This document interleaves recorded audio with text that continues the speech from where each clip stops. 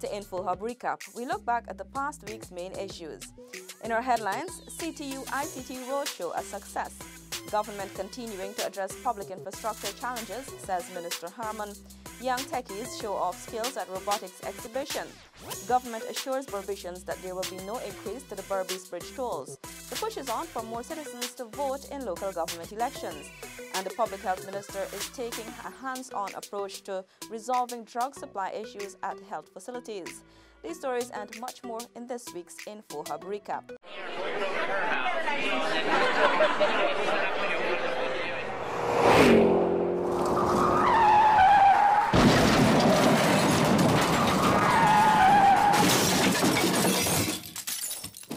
First, we tell you that Minister of Indigenous Peoples Affairs, Sidney Alicock, met with the newly elected Indigenous Village Councils on the Essequibo Coast on July 7. He urged them to be more proactive and work together for the development of the communities. We need to put systems in place. We had 3 years of worries and trying to come together. This next 3 years is to get yourself truly in order. Minister Alicock visited mainstay Wayaka, Tapakuma, Mashabo and Kapui in the Pomeroon Supernam region. He reminded that the government has restored power into the hands of the people and communities must be able to manage their own affairs. We cannot continue to be here and wanting Georgetown to come and fix your problems. That is why I say we want to put the responsibility into your hands. You as a citizen have the right to come and check the books. Come and help fix the books. Just don't sit down there pelting stones. We got to get this right. You're living here. Come together and say, well, this is how it's supposed to be done. I have the experience in doing this. This is my service. You feel, this is village council money. This is our money, and I'm willing to help you get this right.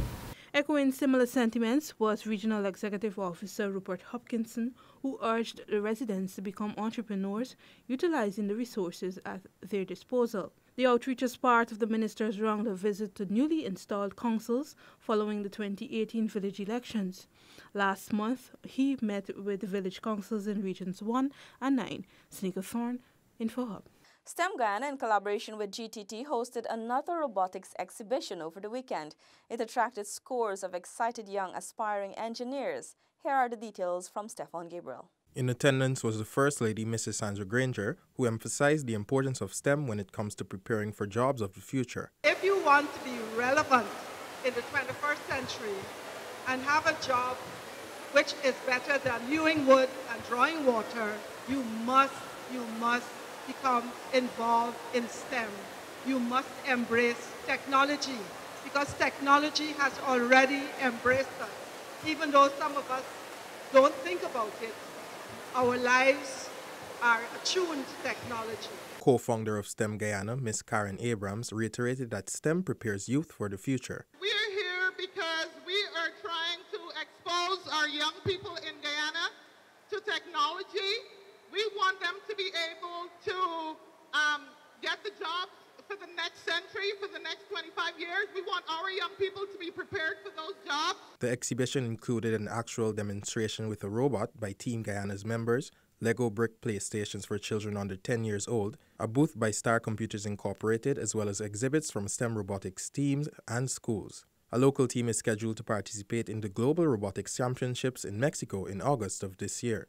For InfoHub, Stefan Gabriel. The weekend also saw Minister Joseph Harman reiterating the government's mission to upgrade the nation's infrastructure. Details from Paul McAdam. The minister was speaking at a community meeting at the Silver City Secondary School in Linden.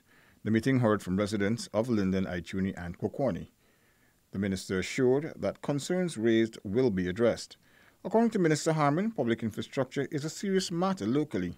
He recalled that Guyana had to grapple with a lot of challenges following the 1966 independence move. The situation, he said, is the same today. We are now in a new type of independence because after 23 years of the PPP, we are recovering from years of neglect. These things that happened last week or last month, but you are our responsibility. And I want to assure the people of Linden that we are going to take your concerns. We are going to take your concerns seriously and address them. Responding to concerns raised by residents of Ituni regarding their main access road, Minister within the Ministry of Public Infrastructure, Annette Ferguson, said that the ministry has collaborated with the Regional Democratic Council to commence work on the road. However, the rainy season has delayed this project. With the collaboration of the region, we will have started some amount of work on maintaining that stretch of road. But in situations like this, when the weather is upon us, sometimes it's difficult for us to undertake the necessary works. The minister recalled that in 2016, job opportunities for Ituni's youths were created through the community-organized Restore the Environment, or CORE project. The meeting is among several scheduled to meet and interact with residents of communities countrywide. Paul McAdam for InfoHub. The Caribbean Telecommunications Union Information and Communication Technology Roadshow got underway on Monday, July 9. President Granger, in opening the event at the Arthur Chung Convention Center, took the opportunity to underscore the importance of ICT. Stacey Carmichael reports. President David Granger said a digital state will foster economic development and revolutionize the education sector. To add value to primary production and to ensure greater access to external and internal markets. ICT effectively deployed can promote improved productivity and competitiveness. It is a manifestation of technological progress, fostering innovation and, consequently, economic growth. It is part of the globalization process which brings people and markets closer together by unlocking new markets for goods and services. The president was speaking at the opening of the CTU ICT Roadshow at the Arthur Chung Conference Center. It is being held under the theme, Harnessing the Power of Innovation, the Engine for ICT-Enabled Development. Public Telecommunications Minister Catherine Hughes said the ICT Roadshow offers the perfect opportunity for persons to become informed about modern technological trends. This week, through an exciting array of quality presentations in e-agriculture, new financial payment systems, ICT for persons with disabilities, the development and use of new apps that will make our lives easier, glimpses of technological trends of the future, and all Friday a day dedicated to our young Guyanese who are the drivers of this new revolution. I'm saying to you, you have an awesome opportunity to be infused and educated. Secretary General of the Caribbean Telecommunications Union, Bernadette Lewis, noted that each roadshow is uniquely crafted for the advancement of the host country.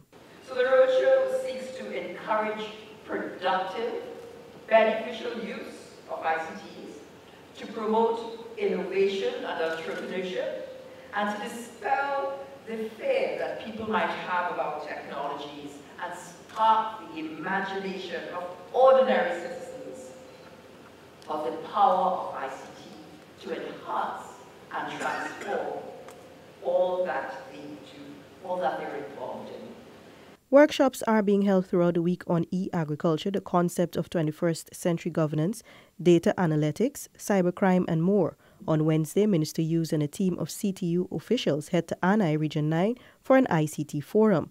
A youth fair is slated for Friday and a special e-agriculture forum on Saturday in Region 6 with farmers. From the Arthur Chung Conference Center with senior videographer Derek Bridgemohan, Stacey Carmichael for InfoHub. 1 year after the Camp Street prison fire, the acting director of prisons, Gladwin Samuels, says efforts are on stream to rebuild the prison's infrastructure, tackle overcrowding, and boost security at prisons countrywide. Here is Paul again.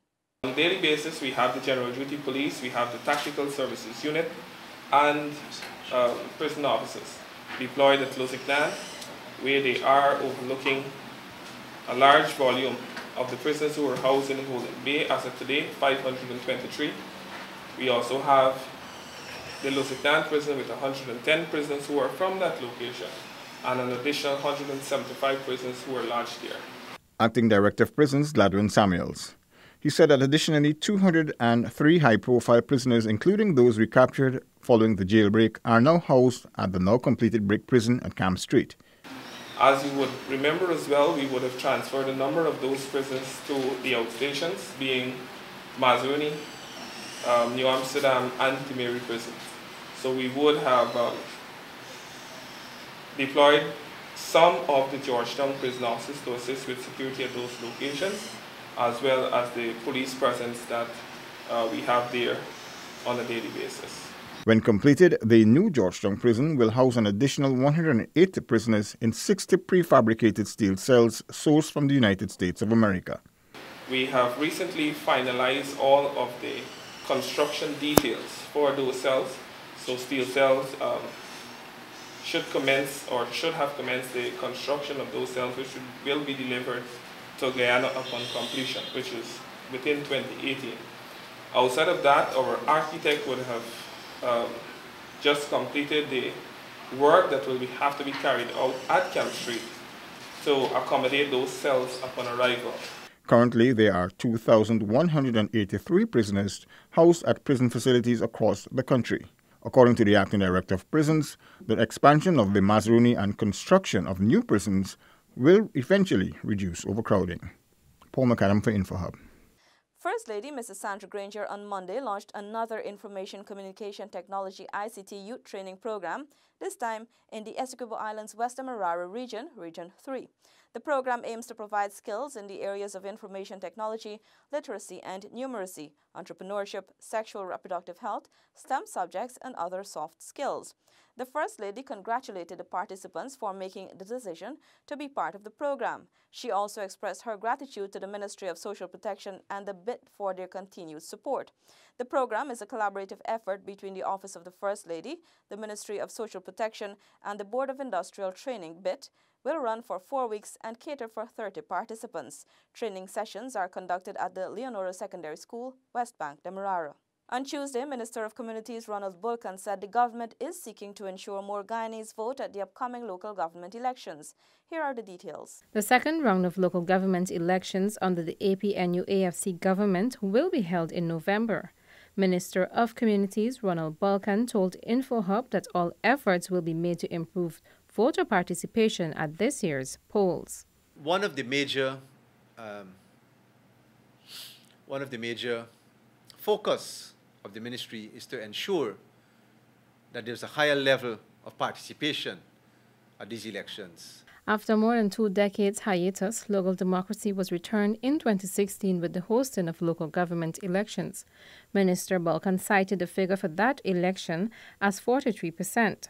Government's public education and information campaign is geared at increasing this amount. To ensure that at a minimum, the overall turnout to be greater than 50%, but that at the level of our constituencies, that we even have a greater turnout than 50%, because it is only then that we can be reasonably satisfied that a greater number of our citizens understand the importance of local government. Among government's plan of action is public education on local democracy.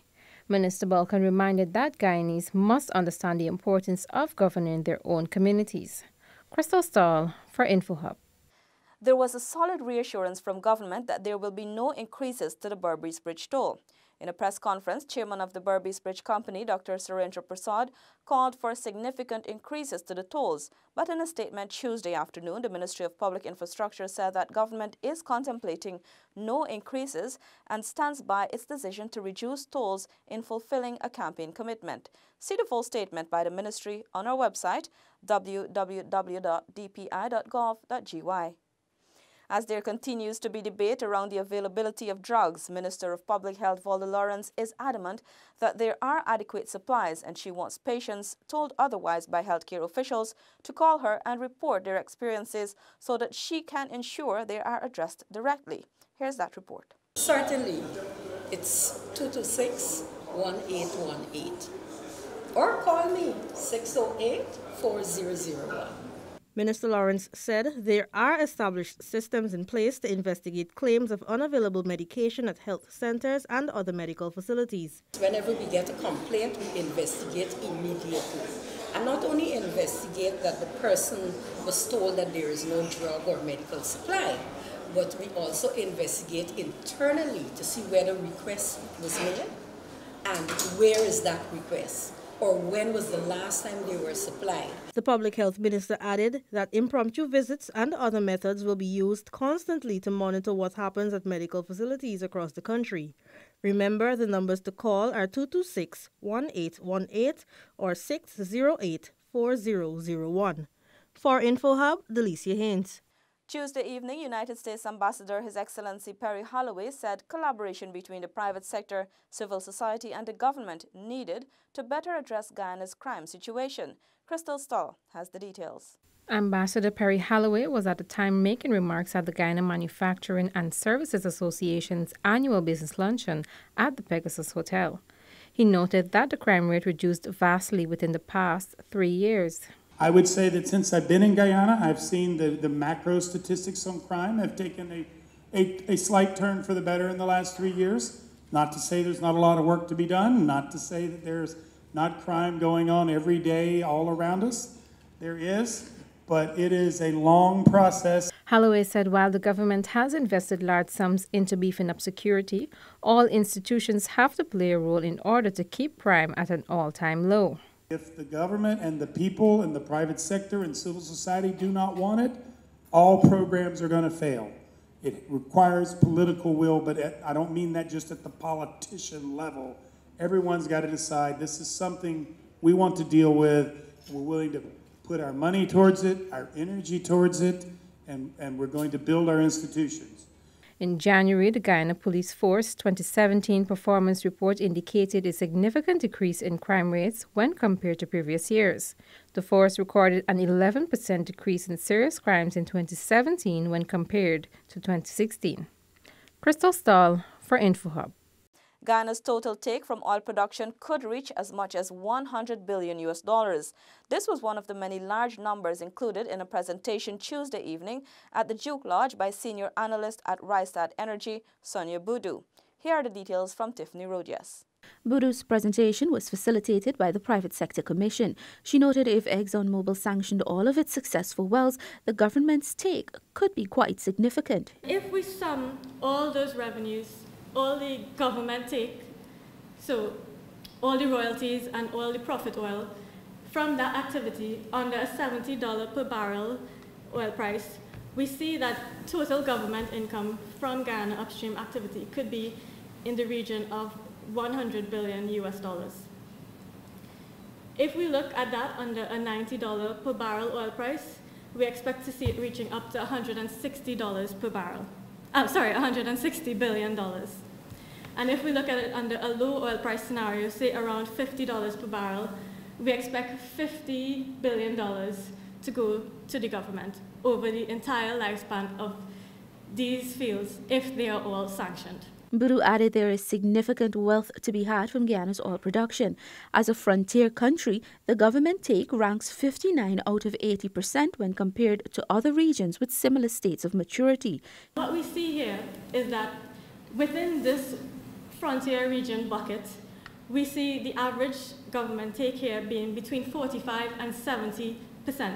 And Guyana falling at 59% is quite average in that respect. A fair and average regime acts as an incentive to investors, especially in a high-risk region, Boudou explained. One main way of getting people to do that is by the government offering fairly favorable fiscal terms.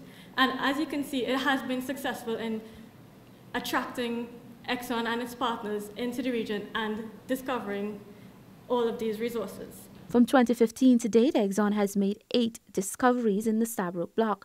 Boudou said this is an impressive exploration success rate. Globally, the exploration success rate is around 35%. And for frontier regions like Guyana, that rate is even lower at 20%.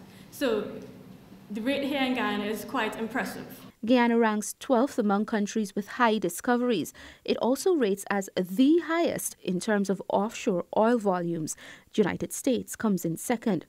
Rystad Energy is an independent energy consulting service and business intelligence data firm which offers strategy advisory and research products to oil companies, investors, investment banks and governments. For InfoHub, Tiffany Rogers. The $981 million Caribbean Development Bank and Government of Guyana funded West Coast Demerara Road Improvement Project was commissioned. Here's this report. At the ceremony at the De William Tarmac, Minister of Public Infrastructure David Patterson said that the project's completion is evidence of the government's commitment to the development of the country's public infrastructure. Today's commissioning ceremony of the West Coast of Demerara Highway Road Improvement Project reiterates government's commitment to continued infrastructural development across Guyana at a standard that aims to drive focus beyond routine rehabilitation of roadworks. These modernized features along this 30.7 kilometer West Coast Highway emphasizes the importance of this conduit among regions in providing safe road access to community residents and commuters alike. The completion of the rehabilitation of this road is timely, as the West Coast of Demerara and Region 3 as a whole is a growing hub for continued sectorial development. Highlighting the important role of construction and public infrastructure in the country was Minister of State Joseph Harmon. Construction plays a key role in the socio-economic development of any country. It is through construction that vital infrastructure like roads, bridges, and airports are put in place. The government recognizes public infrastructure as a key element in our development, linking our coastland and our hinterland, our rural and urban communities, and enabling us to access our natural resources. This first component of the Fourth Road Project has been in existence for 3 years, and you've heard much about that. But I'm advised that due to the existence of this project, a road that had deteriorated badly 3 years ago is now fully refurbished and expanded for the ease of travel and safety of our citizens, especially the people of Region 3. The West Coast Demerara Road Improvement Project was officially launched on Thursday, March 20, 2014. The project has brought the rehabilitation of 30.7 km of primary roads, school road safety education program with 1,625 students benefiting, general road safety awareness campaigns, 2 West Coast Demerara bridges replaced and rehabilitated, capacity development, additional street lighting, and has had approximately 100,000 primary beneficiaries. Reporting for InfoHub, Stefan Gabriel. Stakeholders to benefit soon from continuously operating reference stations as the Guyana Lands and Surveys Commission signs off on a $93 million contract. This network will boost the accuracy of global positioning satellite readings, Commissioner of Lands and Surveyors Trevor Ben explains. Such a network, ladies and gentlemen, has application in a wide variety of fields, including surveying, mining, agriculture, and construction, to name a few. It is important to note, however, that this is not a new project. Approximately 7 years ago, the government expended approximately $500 million Guyanese dollars on this network.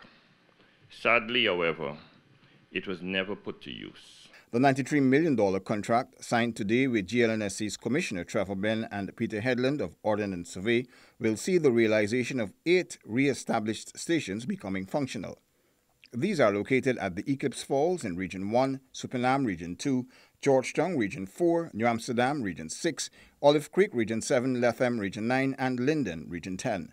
GLNSC's Commissioner Trevor Ben explains. This project seeks to establish and sustainably maintain a modern, robust, and accurate national geodetic positioning network for Guyana.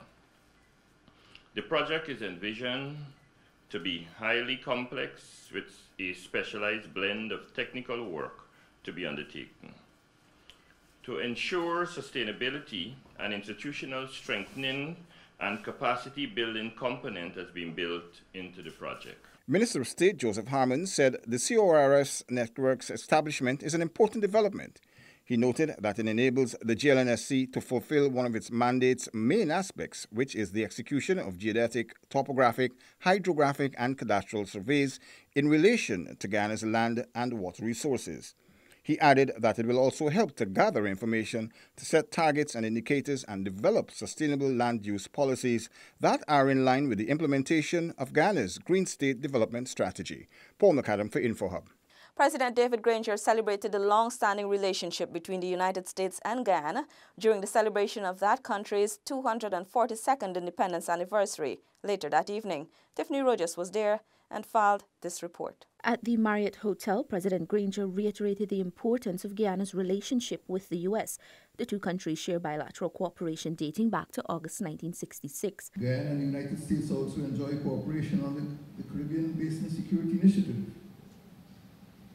We look forward to deepening and widening this cooperation under the multi-year strategy to increase the security, prosperity, and well-being of the people of the United States and the Caribbean. Excellencies, ladies and gentlemen, Guyana iterates its acknowledgement and appreciation of the United States leadership in disaster preparedness and emergency response assistance. President Granger noted the Civil Defense Commission benefited immensely from U.S. support in the area of disaster preparedness response. The catastrophic 2017 Caribbean hurricane season confirmed how destructive the threats could be. Threats posed by extreme weather events to the mainland of America and to the small island developing and low-lying coastal states of the Caribbean. Guyana looks forward to collaborating with the USA and other mainland states to mitigate the harmful effects of global warming and to provide relief to the victims of hurricanes and other natural disasters. The head of state noted the country's declaration of independence was the philosophy that established the U.S. as one of the most cosmopolitan and technically advanced economies today. U.S. Ambassador Perry Holloway said his country stands ready to be a catalyst in Guyana's development. He encouraged citizens to become more involved and educated in Guyana's newest industry, oil and gas. This discovery of oil offshore is really big, big, big. Notice 3 bigs. Big deal. And everyone needs to take it seriously and get smarter on the issue, because while the government of Guyana is currently doing many of the things that need to be done, much more will need to be done. I know President Granger himself is committed to getting it right, but he cannot do it all himself. He needs the help of all Guyanese. If things go right and the right things are done, Guyana will be more secure, prosperous, and inclusive. America's independence is celebrated on July 4. For InfoHub, Tiffany Rogers. Brazilian investors met with Minister of State Joseph Harmon and expressed interest in long-term investments in the oil and gas, public infrastructure, and business sectors. Details from Stacey Carmichael. Minister Harmon, committing to further talks with the investors, expressed the government's commitment to collaborating in the public infrastructure sector as part of its efforts of preparing for the emerging oil and gas sector. The minister updated the team on the recent developments in the sector, including President David Granger's decision to create the Department of Energy. All of the structures that are being put in place right now. Before the cabinet, and it will go to the National Assembly very shortly, is a bill to deal with our sovereign wealth fund, into which the understanding is that the revenues from oil and gas will be placed into that fund, and then it will be dealt with in a national way. So that the issues in relation to this sector are being now reorganized and are being looked at very carefully. That is not to say, of course, we will still be taking proposals, because they are still a particular section in the Ministry of Natural Resources that are looking at these matters. According to Minister Harmon, Guyana has one opportunity to get things right in the oil and gas sector. Therefore, government is putting all the necessary measures in place. He vowed to arrange a special meeting with the team and Minister of Public Infrastructure, David Patterson, to discuss possible projects. Our physical infrastructure is key, because we cannot develop our country unless our physical infrastructure is organized. So what that means is that our ports have got to be modernized. Our road network that links the coast to the hinterland will have to be modernized. The team also expressed a keen interest in assisting with strengthening Guyana's national security system to facilitate the new sector. We're excited to be here, and we would love to proceed with something in the oil, in the infrastructure, and with a Brazilian group that can bring some of the Brazilian expertise and the Brazilian entrepreneurship. The Brazilians are very entrepreneur-oriented. They wouldn't have survived so long. Other members of the visiting team were Yucatan Reese, Luis Pinelli, John Foreman, and Jose Mario de Castillo. For InfoHub, Stacey Carmichael. On Friday, we learned that Liza Phase 1 developments are on track as ExxonMobil contracts third drill ship for offshore exploration. Tiffany tells us more. ExxonMobil is finalizing the arrangements to introduce a second drill ship to supplement the Stena Carron in its exploration of the Stabroek Block. New Public and Government Affairs Director Deidre Moe. That will be in, this year, and also be doing some exploration still in the kind of southwest part of the Stabroek Block. Exxon has had an 80% success rate in its offshore exploration, the most recent being in the Longtail field. It is expected that the estimated value of the Stabroek Block will increase following the evaluation of Longtail. So we're still saying $3.2 million, but that's what they're looking to update. We're still finishing up doing some of the work at Longtail, and so it'll be probably, some time before we get to the new one. As for Liza Phase 1 developments, Mo says the Noble Bob Douglas drill ship has completed the first phase drilling of 7 wells. They're going back in and doing the second phase, so they're on track to do that. They started in May, and the FPSO, the vessel, the floating production and storage offloading vessel that will be on site when we begin to produce, is actually on track also as well. It's being built in Singapore. First oil from Liza Phase 1 is expected in 2020. The company is currently participating in the EPA's environmental impact assessment consultations for Liza Phase 2 developments. Exxon has submitted its development plan for Liza Phase 2 to the government and is expected to begin in 2020 pending the approval of permits and the company's financial investment decision. For InfoHub, Tiffany Rogers. On Friday, the Civil Defense Commission carried out an assessment of the Kokwani area following severe flooding. Stefan Gabriel traveled to the hinterland community with the CDC team. Here is his report. Lieutenant Colonel Kester Craig, Acting Director General of the Civil Defense Commission, explained the assessment as a multi-agency one designed to ascertain the needs of affected residents. We done an assessment to see the impact of flooding in Kokwani, particularly Lamp Island and the waterfront area. What we observed that the water level is like about 6 to 7 feet and affected several homes and also farms. Describing the flooding as a regular occurrence, the CDC head said residents have adapted infrastructurally. Additional data from community leaders, he noted, is needed to deploy needed resources.